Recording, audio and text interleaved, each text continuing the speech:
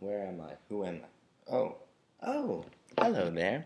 You're just in time for Bad Mouse Driver's mandatory story time. And boy, have I got the story for you, kiddies. It's called The Recipe by Noah Scott Goldman. Madrigal was preparing to host a dinner party. All the tables in her house were draped with tablecloths, all the way down to the floor, not just the dining one.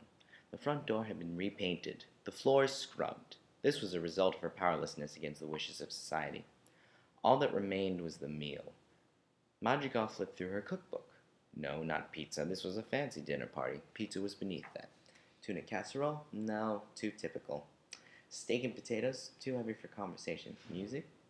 Music, thought Madrigal. How quaint. How curious. How dainty. How sophisticated. How perfect for tonight's meal, she decided. So Madrigal hopped into her car and pulled out of the driveway.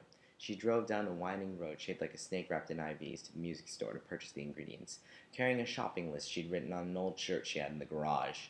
Madrigal didn't know whose shirt it was. She wasn't even sure if it was a shirt. It seemed to be half-rashguard. By the time she was finished throwing the last cymbal in the pot, it was 6:27. The guests were supposed to arrive at 6:30. Madrigal started to panic. She scooped the whole thing into a tureen and plonked it on the table.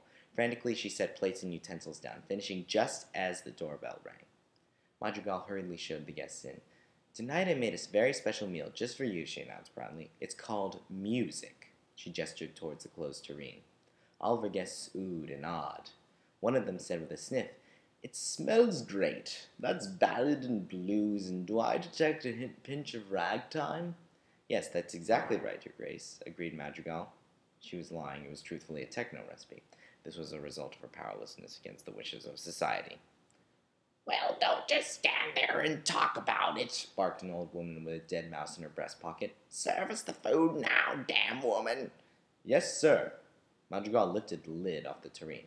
A cloud of green ghouls flew from the plate and devoured the souls of all the guests. It turns out that the cookbook publishers had made a typographical error. Instead of printing soul-devouring ghouls, they printed music. This is why you should always check your work.